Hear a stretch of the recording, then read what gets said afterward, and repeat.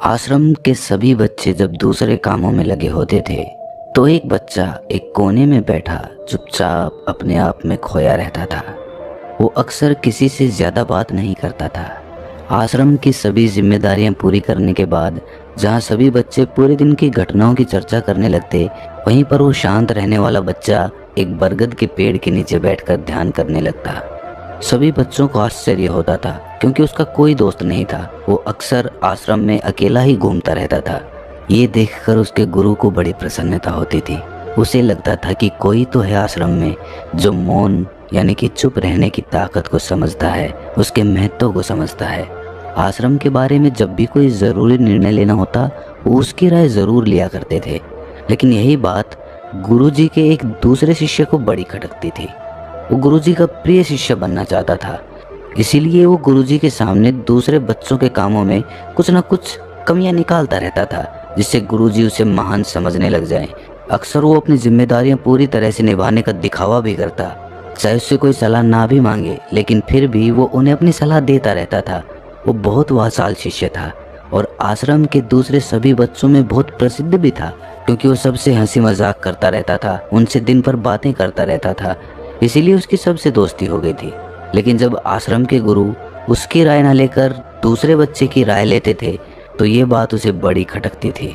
उसे ये लगता था कि वो उस दूसरे बच्चे से ज़्यादा बुद्धिमान है, लेकिन गुरुजी फिर भी उसकी तरफदारी करते हैं। ऐसा नहीं था कि गुरुजी को उस वाचाल शिष्य के स्वभाव के बारे में पता नहीं था, लेकिन गुरुजी उसे अपने तरीके से सीख देना चाहते थे, ताकि उसकी ज़्यादा बोलने की आदत, दिखावा करने की आदत, दूसरों में कमियां निकालने की आदत हमेशा हमेशा के लिए ख़त्म हो जाए और वो मौन रहकर ध्यान की गहराइयों को छू पाए। असल में हर सच्चे गुरु की यही इच्छा होती है। वो किसी तरीके से उस वाचाल शिष्य को एहसास कराना चाहते थे कि चुप रहने से ही उस असीम सत्य को जाना जा सकता है। उस विराट का एहसास चुप होकर ही किया जा सकता है। एक दिन गुरुजी को एक तरीका सूझा। उन्होंने आश्रम के सभी बच्चों को अपने पास बुलाया और कहा कि मैं तुम सभी को दो दो हिस्सों में बांटकर अलग अलग गांव में भिक्षा मांगने के लिए भेज रहा हूं, और जो भी दो बच्चे सबसे ज़्यादा भिक्षा मांग कर लाएंगे उन दोनों को आश्रम की सभी जिम्मेदारियां निभाने का मौका दिया जाएगा। अपनी बात जारी रखते हुए गुरुजी ने बताया कि भिक्षा मांगने से हमारा अहंकार खत्म होता है, इसीलिए हर शिष्य पूरे मन से भिक्षा मांगे।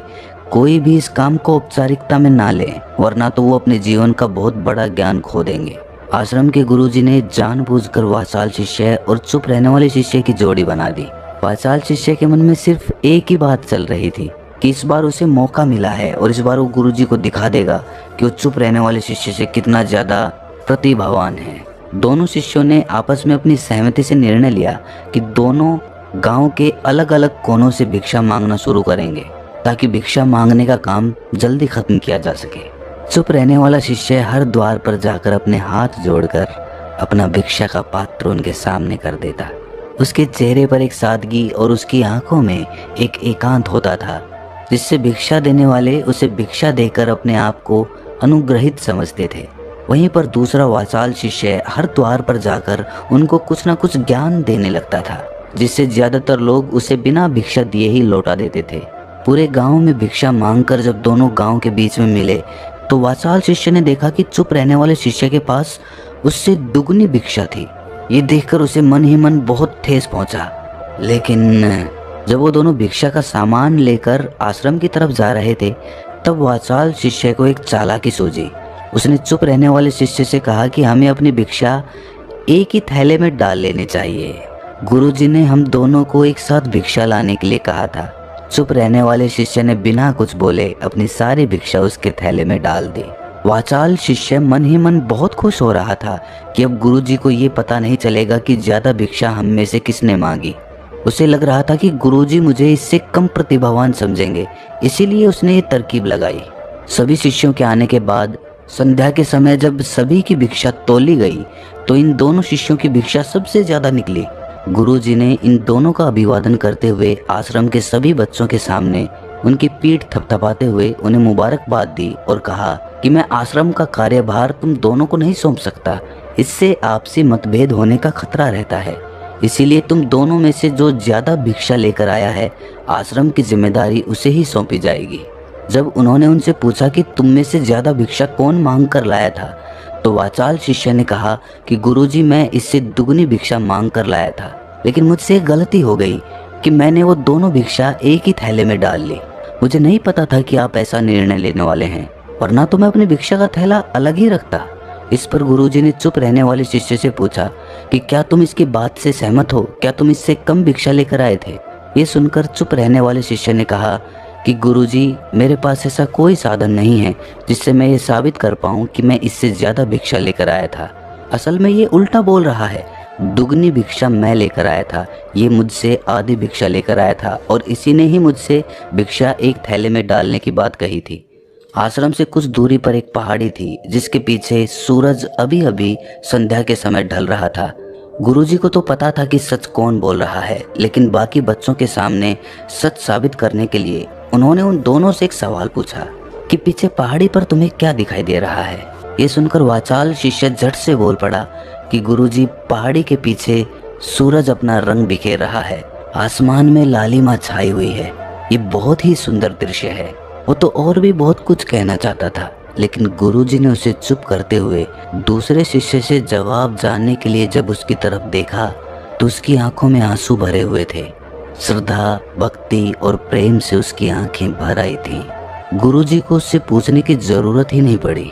गुरुजी ने सभी बच्चों को संबोधित करते हुए कहा कि मैंने सवाल किया था कि पहाड़ी के पीछे तुम्हें क्या दिखाई दे रहा है। ज्यादातर लोगों को यही दिखाई देगा कि ये एक बहुत सुंदर दृश्य है, लेकिन मजे की बात यह है कि सुंदरता बोलकर नहीं बताई जा सकती, उसे महसूस किया जा सकता है और सामने वाला उस सुंदरता को आपकी आंखों में देख पाता है। चुप रहने वाले शिष्य की तरफ इशारा करते हुए गुरुजी ने कहा कि असल में सुंदरता इसी बच्चे ने देखी है, दूसरे बच्चे ने सिर्फ सुंदरता की व्याख्या की है, लेकिन इसने वास्तविकता में उस सुंदरता को महसूस किया है। अपने आप को ऊंचा दिखाने की सभी कोशिशें नाकाम होती देख वाचाल शिष्य वहीं पर फूट फूट कर रोने लगा। उसको चुप कराते हुए गुरुजी ने कहा कि बेटा, मुझे पहले से पता था कि तुम झूठ बोल रहे हो, लेकिन मैं तुम्हें उस झूठ का एहसास कराना चाहता था। सभी बच्चों को संबोधित करते हुए गुरुजी ने बताया कि शब्द जाल की तरह होते हैं। हमारे ज़्यादा बोलने की वजह से बहुत सारी समस्याएं पैदा होती हैं। जब कोई आदमी एक बात को बढ़ा चढ़ाकर बोल देता है तो उसे सिद्ध करने के लिए वो शब्दों के जाल में फंसता चला जाता है और इसी वजह से अंतर्मुखी होने की बजाय वो बहिर्मुखी होता चला जाता है। वहीं पर जिस भी व्यक्ति को अपनी अंतर यात्रा करनी होती है उसे सबसे पहले चुप रहना सीखना होता है। ज़रूरत से ज़्यादा बोलना या फिर हर वक्त बोलते ही रहना, ये सब हमारी अंतर यात्रा में बाधा बन जाती है।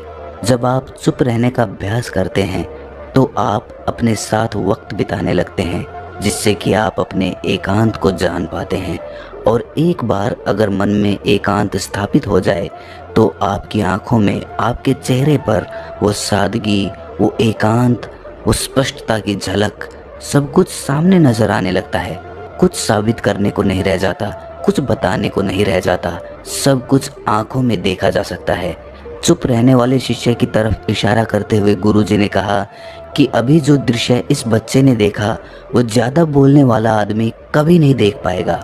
वो अपनी बुद्धि से तर्क वितर्क करता रहेगा कि उसे क्या क्या दिखाई दे रहा है, लेकिन उसमें से वो महसूस कुछ भी नहीं कर पाएगा। उसे दिखाई दे जाएंगे पहाड़, सूरज या फिर उसकी लालिमा, लेकिन उस सुंदरता को, उस विराट को, उस अद्वैत को वो कभी नहीं देख पाएगा। अगर चुप रहने की कला सीखनी है तो तुम्हें सबसे पहले एक बात ध्यान रखनी होगी कि तुम्हें किसी को भी प्रभावित करने की कोशिश नहीं करनी है। ज़्यादातर लोग इसी वजह से ज़्यादा बोलते हैं क्योंकि वो दूसरों को प्रभावित करना चाहते हैं, अपने आप को साबित करना चाहते हैं, और उस साबित करने के चक्कर में वो शब्दों के जाल में फंसते चले जाते हैं और धीरे धीरे वही उनकी आदत बन जाती है।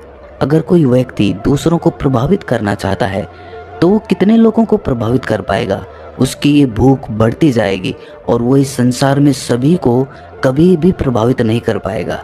इसीलिए ये समझने की बात होती है कि बहिर्मुखी होने की बजाय हम अंतर्मुखी होकर अपने आप को समझ सकते हैं। अपनी बातों को ख़त्म करते हुए गुरुजी ने अपना आखिरी संदेश दिया। उन्होंने बताया कि अगर कोई व्यक्ति ज़्यादा समय तक चुप नहीं रह सकता तो उसे थोड़े समय से अभ्यास करना चाहिए, दृढ़ संकल्प लेकर किसी व्रत की भांति दिन में कुछ समय या फिर हफ्ते में कुछ समय या फिर एक दिन चुप रहने का अभ्यास ज़रूर किया जाना चाहिए। इससे हमारी चुप रहने की आदत धीरे धीरे खुद ब खुद पनपने लगती है, क्योंकि एक बार जब हम चुप रहने लगते हैं तो हमें चुप रहने का आनंद पता चल जाता है। उसके बाद हमें प्रयास नहीं करना पड़ता, बल्कि हमारा मन आनंद की तरफ अपने आप बढ़ता चला जाता है। चुप रहने की कला सीखने के बाद आपकी बुद्धिमानी और आपकी स्पष्टता दोनों में बहुत ज़्यादा फायदा होगा। वास्तविकता में जिसे दर्शन कहते हैं वो मौन रहकर ही किया जा सकता है। इसके बाद सभी बच्चों से कुछ समय चुप रहने का संकल्प लेकर गुरुजी ने अपनी बात खत्म कर दी और सभी बच्चे रात्रि का भोजन करने के लिए एक साथ भोजन कक्ष में पहुंच गए। तो दोस्तों, कैसी लगी ये कहानी आपको कमेंट सेक्शन में ज़रूर बताना, और अच्छी लगी तो इस चैनल को सब्सक्राइब ज़रूर कर लेना।